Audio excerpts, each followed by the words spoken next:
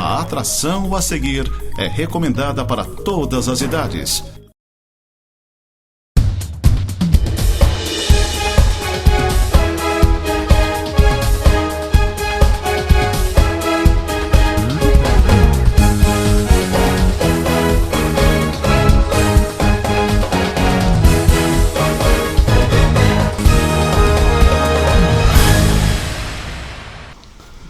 Muito bem, estamos de volta com mais uma das nossas edições aqui do Tema Livre, na Nova Era TV, e sempre trazendo assuntos relevantes para vocês. Um abraço ao Céu, sempre nos bastidores nos acompanhando. Céu, está começando então a nossa 35ª Festa Nacional do Pinhão. Só vamos fazer um briefing a respeito deste evento, já que na última edição do Tema Livre a gente abordou com bastante contextualização esta nova edição da Festa Nacional do Pinhão. De qualquer maneira, ela iniciou então já nesta sexta-feira, dia 6 de junho, pelo Recanto do Pinhão. O Recanto já é considerado o início da Festa Nacional do Pinhão pelo novo modelo que tem sido apresentado para a realização do evento este ano na cidade de Lages, longe do Parque Conta Dinheiro. Então, seja como for, teve aí a presença do governador Jorginho Melo, um show também nesta noite de sexta-feira de um grupo gaúcho, o Quarteto Coração de Potro, aqui de Lages, um dos maiores grupos nativistas do sul do país. Enfim, está aí o reforço para a movimentação deste evento que tem caráter nacional, né? E que acontece então de hoje até o dia 22 de junho e terá como também alternativa para os shows nacionais no Estádio Municipal Vidal Ramos Júnior. Muita gente já retirando ingresso. Até esta quinta-feira recebi a informação que mais de 60 mil pessoas já retiraram os ingressos.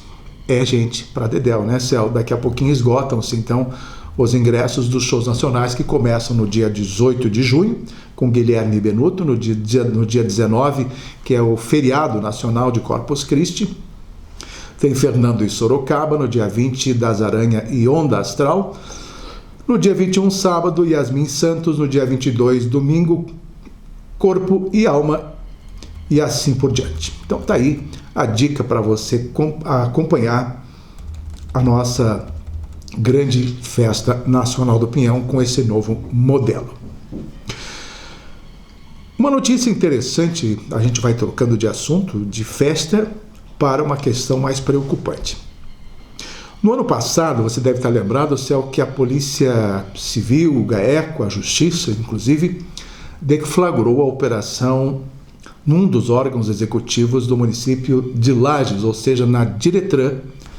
Foi então em que agentes públicos e motoristas de Lages que estão respondendo ações junto ao Ministério Público por suposto envolvimento no esquema ilegal de cancelamento de multas, né? As pessoas reclamavam, parece-me, e aí então havia um acerto entre eles e retiravam as multas dessas pessoas, e aí não se sabe lá o que vinha em troca de tudo isso. De qualquer maneira, este processo avançou e eles são réus. Agora essas pessoas se tornaram réus e estão sendo julgados nas esferas civil e penal pelas supostas práticas. Isso ocorreu então no dia 26 de março do ano passado, quando o GAECO então deflagrou essa operação em apoio a uma investigação conduzida pela 5ª Promotoria de Justiça aqui da comarca de Lages. E a intenção, claro, desarticular essas condutas, né, irregulares, com alterações no sistema de informações para anular as multas de terceiros. Os mandados, na verdade, já foram cumpridos, os mandatos judiciais, e agora, então, as ações estão ajuizadas nessas esferas, a penal e a civil, para buscar a responsabilização dos possíveis envolvidos. São práticas que violam aí os princípios da administração pública e que, claro, causam prejuízo ao erário público. Por falar ainda em denúncia, Alaircel, o vice-prefeito de Lages, Jair Júnior, ele também se tornou réu nesta ação penal oferecida pelos órgãos públicos aqui da 2ª Vara Criminal da Justiça de Lages.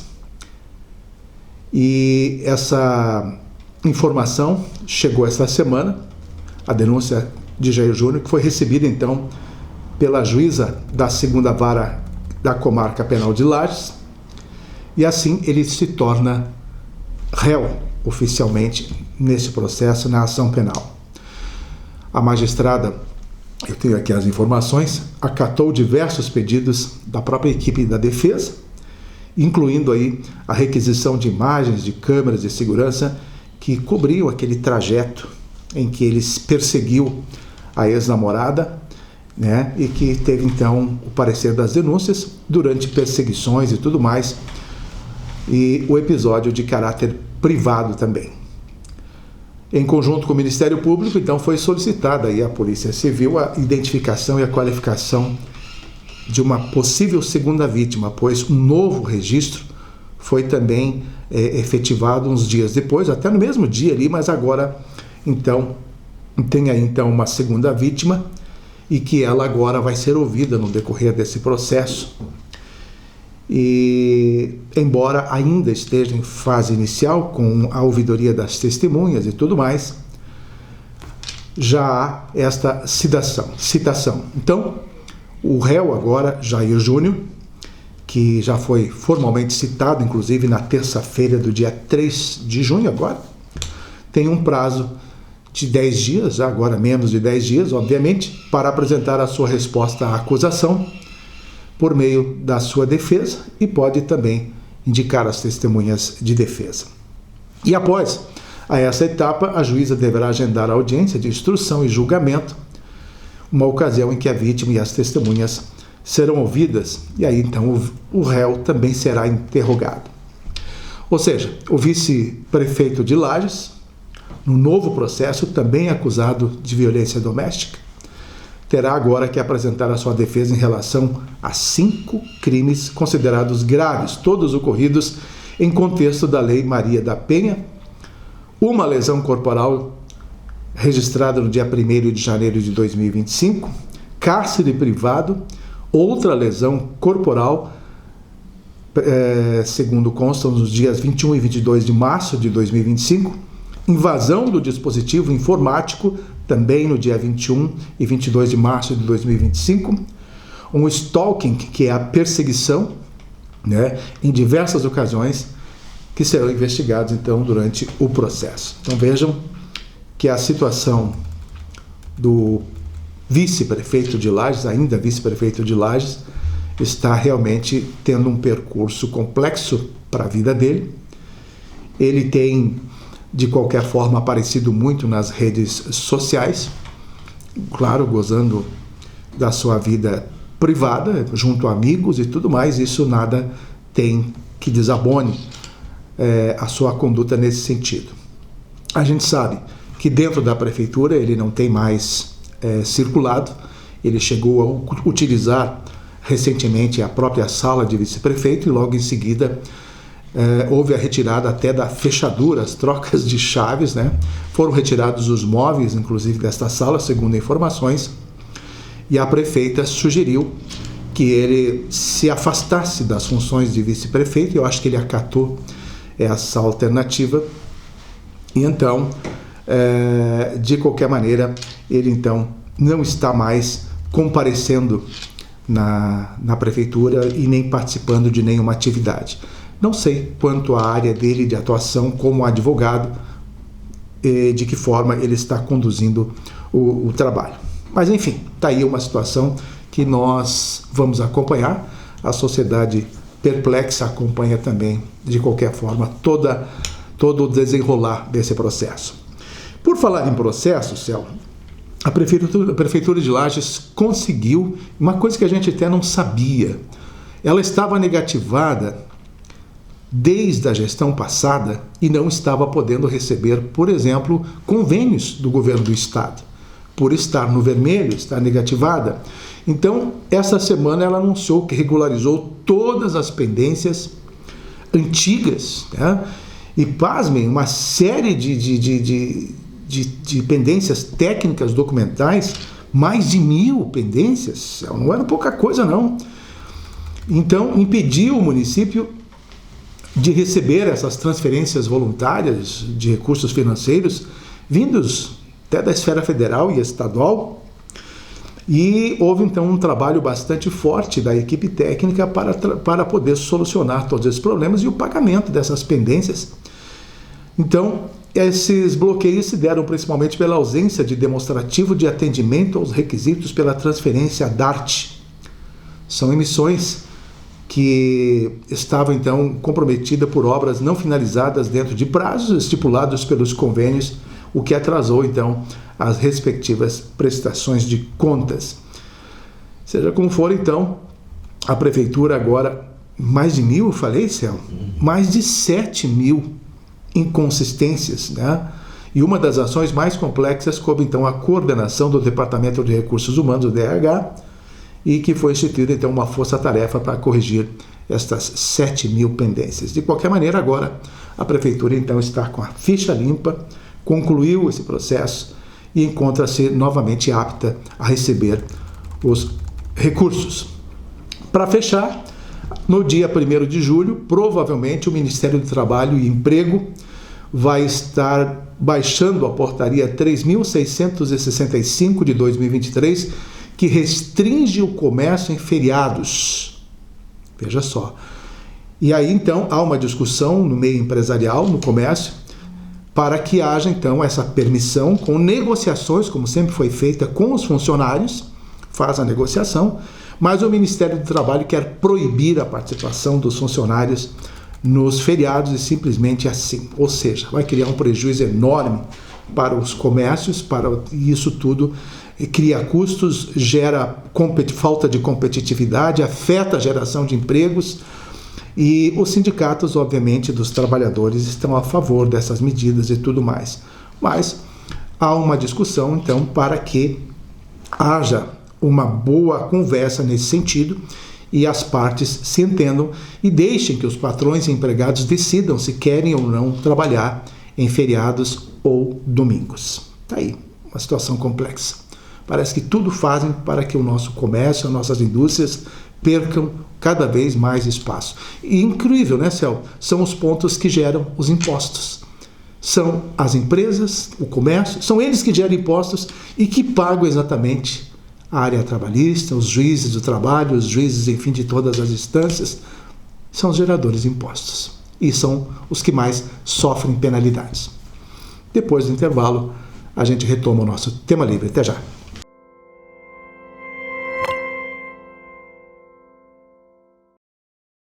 Muito bem, estamos de volta agora com a segunda parte do nosso programa Tema Livre. Vamos cair um pouquinho no campo político. Temos aqui bastante assuntos. E lembrando que o deputado estadual Mário Mota não mais integra a bancada da Serra. Ele foi cobrado em Florianópolis, porque foi a praça em que ele foi eleito, né, a Grande Florianópolis, e ele então agora integra a bancada da Grande Florianópolis, onde ele foi eleito então, e não participa mais. Nós tínhamos então o Mário Mota, o Berlanda, o Márcio Machado e o Lucas Neves, 4 deputados aqui na bancada da Serra. Agora são 3, então, sem a presença do Mário Mota. E os nossos deputados estaduais, o Márcio e o Lucas, estão sempre agindo, logicamente, na busca de recursos para alcançar aí os municípios da Serra Catarinense, para beneficiar os municípios da Serra Catarinense. E entre os recursos, recentemente agora, o Márcio acabou transferindo recursos para o mercado público, porque ele entende que precisa instalar um sistema de som de qualidade, telões de LED, aquecedores no espaço, porque agora no inverno não há quem aguente dentro do espaço lá do mercado público, né? Todo mundo sabe disso. Enfim, dar mais conforto para o local. Ele então destinou aí uma emenda de 150 mil. E eu quero dizer ainda que o Márcio Machado tem trabalhado muito pelos municípios criando parquinhos, pracinhas e tudo mais. Ele entende exatamente que criando essas obrigações para que a população possa se beneficiar, ajuda e muito. E eu dou razão para ele tem que fazer alguma coisa diferenciada, ele está tentando mexer com a sociedade e dar alguma comodidade em termos de diversão, de entretenimento para crianças e adultos, criando campinhos e praças, entre outras coisas. Faz parte do trabalho dele, além, claro, de lutar pela causa animal, que ele é muito forte nesse quesito, inclusive ele é ele que é o representante principal da bancada animal lá da Assembleia Legislativa. Por outro lado, o deputado Lucas Neves tem umas ações um pouco diferentes, ele atua mais visitando as regiões e fazendo alguns trabalhos, como foi recentemente agora o evento pró-autismo, que ele reuniu cerca de 3, 4 mil pessoas recentemente no Centro Serra em Lages, mas também decidiu investir em algo parecido com o que o Márcio vem fazendo, e ele está providenciando a instalação de chimarródromos. Céu, por falar nisso, eu não trouxe mais chimarrão para a gente tomar por aqui, né? Vamos instalar um aqui, né, Céu, para nós. E esse chimarródromo, então, na verdade, cria uma estrutura em pontos específicos, né? Já que o chimarrão também é um símbolo da nossa cultura. E esses espaços, então, serão exclusivos em praças, parques e locais turísticos da Serra Catarinense. Então, o deputado Lucas estará levando algumas cidades da região, né, os chamados chimarródromos, com estruturas que vão disponibilizar água quente para o mate, também a mesma estrutura gera água gelada, né, para quem pratica atividades físicas e tudo mais, e até mesmo para os animais de estimação que circulam com as pessoas. Então isso tudo já vai ser providenciado neste ano, Céu, e a implantação de um projeto piloto vai atender alguns municípios que já formalizaram o pedido, então, junto ao deputado. Isso tudo será feito através do consórcio Cisama Amores. Os recursos já estão assegurados para isso, dentro do orçamento ainda este ano.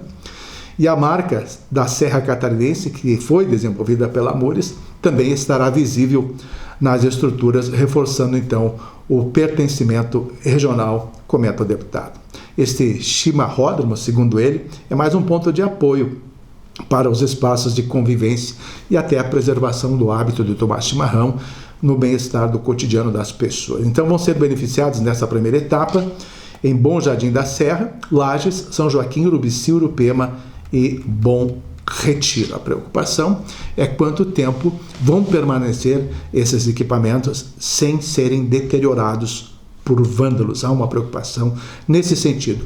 Terão câmeras, obviamente, para tentar identificar caso alguém faça, né, um estrago nesses equipamentos. Mas, enfim, está aí uma ideia também diferenciada, parecida com as do Márcio, criação do chimarródromo e tudo mais.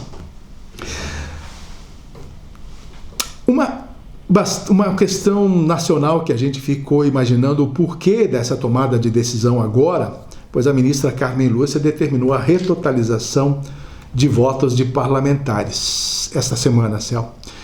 Então, nesta última terça-feira, ela determinou que os tribunais regionais realizem, então, a retotalização de votos das eleições de 2022 para deputado federal. Então, alguns deputados vão perder o cargo, serão 7 deputados que vão perder os cargos e outros 7 vão entrar com essa retotalização. Então, cria um problema enorme para os partidos, os deputados já trabalhando com seus gabinetes, com seus assessores, vão ter que sair simplesmente. E a gente talvez entenda um pouquinho nesse sentido de que há um propósito, afinal de contas, dentro desses deputados, 7 deputados que vão sair, alguns são do PL, são deputados de direita e tudo mais, e com a entrada dos outros entram deputados do PSOL, entram mais alinhados com a base do governo. Então tem todo um viés político também no interesse disso tudo. Mas de qualquer maneira, isso faz parte daquela decisão do cálculo do TSE para a readequação dos deputados federais por estado, né, com o cálculo do IBGE, em que alguns deputados perderam em população, teriam que perder em número de parlamentares, e outros deputados cresceram em população, vão também crescer em números de deputados. Santa Catarina, por exemplo, terá mais 4 deputados federais. diante desta nova modalidade. Então, agora os TREs já têm um prazo já pronto, devem estar procurando, devem fazer esse cálculo o quanto antes, tinham 5 dias, já se passaram esses 5 dias, para apresentar ao TSE.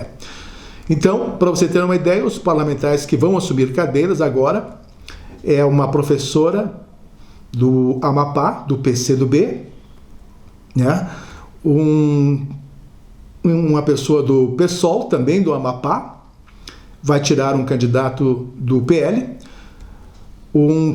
outro candidato do Amapá vai tirar outro candidato do PL, republicanos vai entrar para tirar um do MDB, um do PSB, do Distrito Federal, vai tirar um republicanos também do Distrito Federal, e também um do Podemos vai tirar um candidato, vai tirar um deputado da União Brasil, e outro candidato do Podemos que tira o lugar de um partido progressista de Tocantins, e assim por diante. O assunto mais importante, talvez, que eu quero trazer para vocês, aqui da minha coluna política, aqui do Tema Livre, foi um encontro que reuniu lideranças do PSD nesta quinta-feira, agora, à noite, então, lá na cidade de Criciúma, em que este encontro envolveu o Partido Social Democrático, o PSD, mas, na verdade, para fazer o pré-lançamento da candidatura do prefeito de Chapecó, João Rodrigues. Pelas informações obtidas hoje pela manhã, recebi vários textos enviados pela assessoria, fotografias e tudo mais, dando conta de que João Rodrigues teve o apoio de pelo menos 4.000 pessoas num evento lá em Criciúma. Claro que dentro da programação se previa falar de segurança pública, de saúde, de bem-estar animal, enfim, ideias de candidatos quando começam a propor as suas ideias, né, para quando o eleitor for observar, ele tem várias proposições. Mas isso foi um pano de fundo, na verdade, e o grande propósito foi fazer a aparição de João Rodrigues como pré-candidato ao governo de Santa Catarina, e isso não teve dúvida, tomou margem praticamente todo o evento com discursos. Eu estava assistindo um manifesto do ex-senador Jorge Conder Bornhausen, que não pôde comparecer porque já está com a idade avançada. Curiosamente, o filho dele, o Bornhausen, também faz parte do governo Jorginho Melo, e o pai apoiando o outro candidato. Então são coisas antagônicas da nossa política. Obviamente o Gilberto Kassab, presidente do PSD Nacional, dando total apoio ao João Rodrigues, porque dizendo que Santa Catarina, o PSD tem que ter candidato ao governo e tudo mais. E houve o registro de outras lideranças partidárias de partidos diferentes, como o do MDB. Lá esteve o Eduardo Pinho Moreira, o deputado federal Fernando Vampiro, o ex-deputado estadual Sopelsa, a Giovânia de Sá, do PSDB, ela que assumiu o lugar de Carmen Zanotto, né, com a eleição de Carmen Zanotto. Outros deputados estaduais, um do progressista, não lembro aqui os nomes deles, um do progressista, ligado ao Amin, e o Amin está ligado ao Jorginho Melo, outro do MDB, e assim por diante, o do União Brasil também, que está ligado ao Jorginho Melo, e assim por diante. Então eles procuraram evidenciar essas lideranças isoladas, né, de outros partidos, para dizer que estão tendo bases aliadas trabalhando. Mas na verdade não é tanto assim. São alguns dissidentes que não concordam com o Jorginho Melo, e faz parte da natureza política você concordar com um governante e outro discordar. Então tem seguido assim. O encontro então foi voltado para isso. O objetivo mesmo deste encontro foi abrir um palco para fortalecer a imagem de João Rodrigues, que é o prefeito de Chapecó, postulante ao governo em 2026. E a gente sabe que isso tudo, então, agora, João Rodrigues mais vai se dedicar a ser conhecido em Santa Catarina, tentar as alianças, porque até então ele não tem nenhuma aliança pujante, no estado de Santa Catarina, para fortalecer as suas bases. Ele sabe que tem um caminho longo a percorrer até se fortalecer neste nome como candidato ao governo. As curiosidades que envolvem, por exemplo, o Jorginho Melo, que é do PL, e João Rodrigues, do PSD, é que ambos defendem a família e são conservadores natos, né? E aí então a gente percebe que o PT já está sentindo essa oportunidade, já está vendo esta brecha que esses dois partidos vão apresentar, quer dizer, duas alas, duas correntes iguais, lutando pelo mesmo propósito, e a esquerda então está formando um grande bloco para tentar, quem sabe, derrubar essa divisão de votos que vai ocorrer entre Jorginho Melo e João Rodrigues. Este é um grande risco que a direita tem para até, quem sabe, ocorrer uma derrota nas eleições estaduais de 2026. Tá aí um risco bastante grande colocada a partir desta questão. Só para a gente encerrar, Céu, o deputado federal Valdir Cobalcini, ele propôs uma PEC, inclusive está buscando assinaturas dentro do Congresso para promover uma mudança estrutural no STF e no STJ. Ele quer uma reforma no judiciário visando maior eficiência e transparência. Entre as medidas, ele está propondo mandatos limitados para os ministros, até 10 anos, né?